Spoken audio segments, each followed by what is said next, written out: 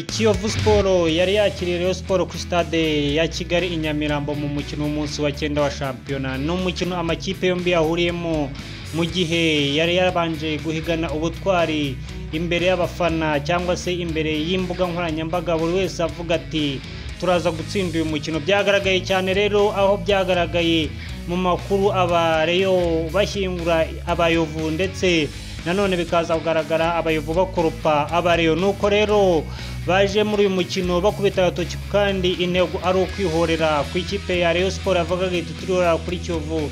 Bari bamaze imikino 4 yose yikurikiranya batarabasha gutsinda, nuko kandi abayovu nabo bari baje bahize bati tugomba kongera tukabakubita tugakanda ababaza kugira ngo tubereke ko uwagutsinze ntaho yagiye. Byasabye rero iminota 5 gusa kugira ngo Nshimirimana Ismael Pichu aba ashizemo igitego cya mbere cyahesheje abayovu gutangira kwatsa umuriro, bakavuga bati akabaye icwende nikoga n'ubundi turabasubiriye. Nuko kandi ku munota wa kabiri Musa Eseni yaramajije gushyiramo igitego ku ruhande rwa Rayon Sport. Iki gitego nikize kwemerwa dore ko umusifuzi wo ku ruhande yavuze ko yari yamanje kurarira. Ntabwo rero byavuzweho rumwe n'abakinnyi ndetse n'abafana b'ikipe ya Rayon Sport, ariko ntibyabuje umukino gukomeza.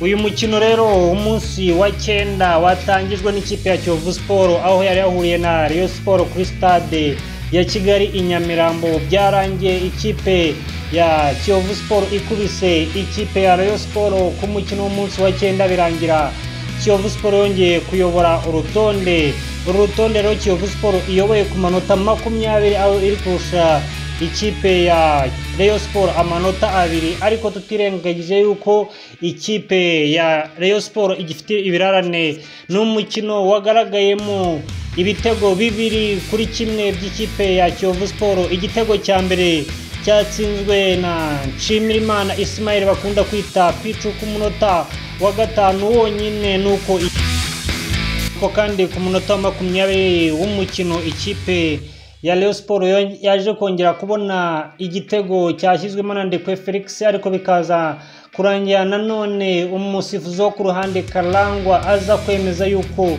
Paul Were yari yabanje kurarira mbere yuko iki gitego kijyamo. Nuko kandi iyi kipe y'umutoza hari ingingo Francis yanacishagamo ikarema uburyo bwinshi bw'ibitego, ariko imbere y'izamu rya Kiyovu ntibibahire.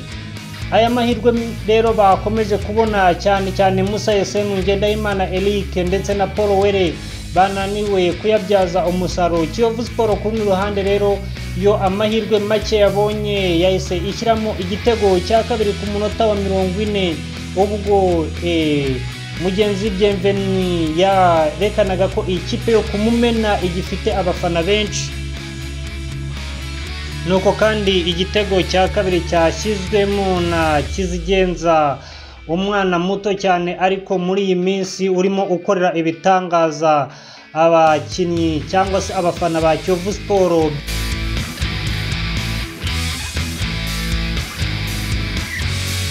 Nuko kandi bagiye kuruhuka ari ibitego 2 byose bya Kiyovu Sport ku busa bwa Rayon Sport. Bari barangije gufashwamo n'abasore 2 nkuko mwabibonye, Bienvenu Mugenzi ndetse na Ismael Pichu bakunda kwita Pichu, bafashije ikipe ya Kiyovu kujya kuruhuka ari ibitego 2 ku busa. Igice cya kabiri rero cyazanye impinduka nyinshi kuri Kiyovu, ubwo bahise basimbuza bashyiramo abarimo Leandre Willy Onana, Nishimwe Blaise na Musa Kamara binjiye mu kigo basimbura barimo Paul Were, Musa Esenu ndetse na Felix Ndekwe bakava mu kibuga bagaha umwanya abandi bakinnyi, ariko ntago byaboroheye kuko minota ya 20 ya mbere y'igice cya kabiri abareyo babonye amahirwe ndetse n'uburyo bw'ibitego, harimo nk'icyo Iraguha Haji, Ngendahimana Eric Onana ndetse na Kamara bagiye bakunda kubona amahirwe y'ibitego ariko bikaza kurangira imipira bayitereye hejuru cyangwa se imipira bakayitera ku ruhande birangira iminota 20 ya mbere bayatsa humuro ku ikipe ya Kiyovu Sport ariko biza kurangira batabonye igitego. Nuko rero byakomeje ikipe ya Kiyovu nayo igacishamo igakora counter attack ishaka gushiramo igitego cya gatatu, biza kugera ku munota wa 87 ubwo bakweraga ikosa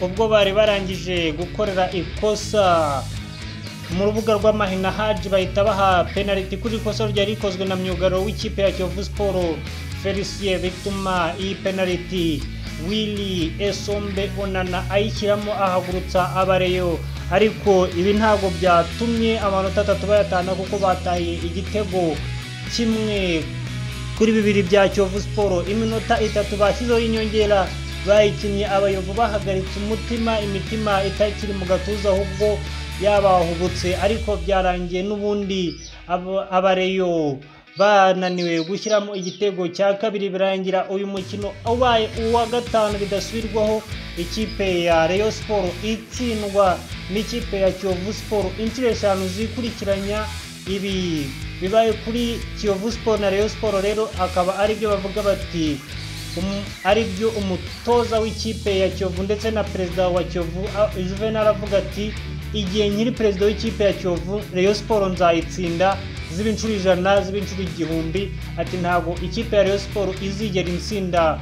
Nibyo rero yabivugaga kubera ko mu mikino 7 iheruka guhuza ikipe ya Rayon Sport n'ikipe ya Kiyovu Sport ntago Rayon iratsindamo n'umwe. Icyo ikora gikomeye ni ukunganya, dore ko baheruka kunganya igitego 1-1 ku mukino Kiyovu yari yasuyemo ikipe ya Rayon Sport muri shampiyona ya 2020-2021, nibwo iyi kipe yaheruka kunganya ahandi hose mu mikino iheruka. Iyi kipe ya Kiyovu yagiye ikunda gukubita ahababaza igafatirana ikipe ya Rayon Sport ikayitekura ibitego 2-0 cyangwa se ibitego 2-1. Ntabwo twakwibagirwa umukino ubaye ejo bundi muri Made in Rwanda Cup aho abayovu bafashe ikipe ya Rayon Sport nanone bakayikubita ibitego 2 ku igitego kimwe byisubiyemo. Rero mu ijoro ry'ejo kwa gatandatu gukorana ubwitange aho byaje kurangira koko batsinze ibitego 2-1 biba inshuro ya gatanu yikurikiranya ikipe ya Kiyovu Sport itsinda ikipe ya Rayon Sport, kuko mu mikino ya 2021-2022 nkuko tubona arere turu ikipe ya Kiyovu yatsinze Rayon Sport ibitego 4-0, no kuvuga 2 kuri match areno 2 kuri match retour, birangira 2021-2022 ikipe idakozemo. Ntitwabura kuvuga kandi yuko muri Made in Rwanda Cup nanone muri uyu mwaka ikipe ya Kiyovu Sport yifatiye Rayon Sport nanone ikayikubita ibitego 2-0. None uyu munsi bakaba babisubiye, cyangwa se uyu umunsi wa 9 wa shampiyona bakaba babisubiye bakongera bakubita ikipe ya Rayon Sport ibitego 2 byose kuri kimwe.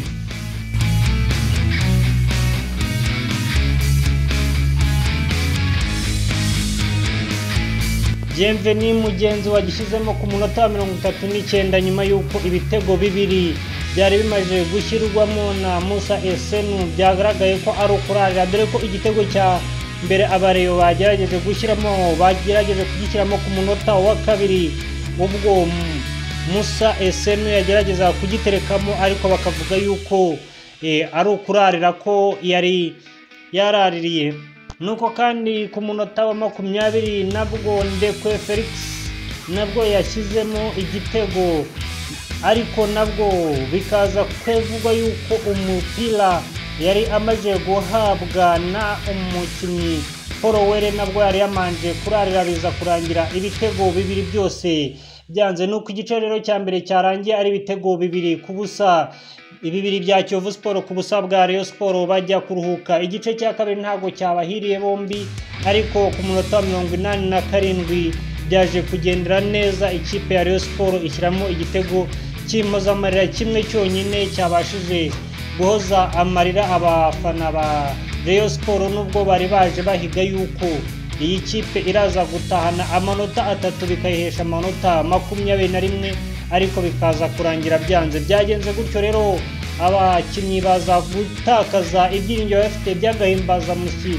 karusha akandi kose kari karatanzwe, dore yuko buri mukinnyi kuri uyu mukino yari yemerewe ibihumbi 200 guhita abitahana kashi nk'agahimbaza musi biyongera ku mushahara n'ubundi abakinnyi bose basanzwe bafite. Bivuze yuko uyu mukino iyo Rayon Sport iza kuwutsinda, byari byemejwe yuko buri mukinnyi arahabwa ibihumbi 200 by'amafaranga y'u Rwanda yo kwishimira iyi ntsinzi ya Kiyovu bari kuba bakuye kuri Kiyovu Sport. Ariko rero ntabwo byabahiriye, kuko na perezida wa Kiyovu Sport nawe Juvenal yari yemereye abakinnyi be nawe agahimbaza musiki ibihumbi 200 kuri buri mukinnyi nibatsinda Rayon Sport, dore ko iyi kipe ubundi yafataga agahimbaza musiki ibihumbi 60 igihe babaga batsinze ikipe ikomeye nka Kiyovu cyangwa se FPR cyangwa AS Kigali, bazamuye rero agahimbaza musiki kagera ku bihumbi 200.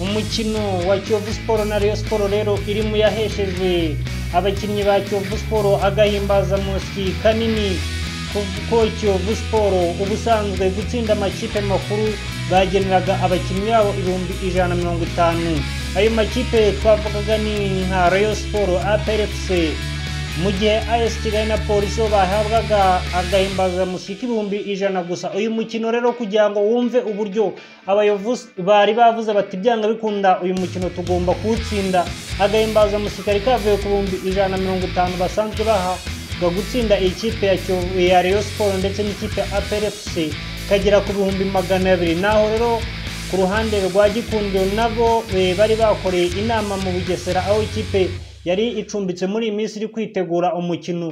Perezida wa Rayon Sport Uwayezu Jean Fidel yemeza yuko abakinnyi nawe umukinnyi wese uritabira uyu mukino igihe Rayon Sport irabitsinze, nawe barahita bamuha ibihumbi 200 igihe iyi kipe yari kuramuka itsinze. Rero ntabwo byahiriye abareyo kuko bahombye ibihumbi 200, nuko kandi abakinnyi b'ikipe ya Kiyovu bo batahanye ibihumbi 200. Aya mafaranga rero ni menshi ugeranyije ku bakinnyi, kuko nimba umukinnyi yahabwaga ibihumbi 150 ukamubwira uti noneho uyu munsi urahabwa ibihumbi 200, urumva n'umukino wa do or die. Ashyiramo imbaraga zose, ariko akavuga ati nanjye aya mafaranga ntancike ndebe yuko mu mishinga yanjye aya mafaranga yanjye.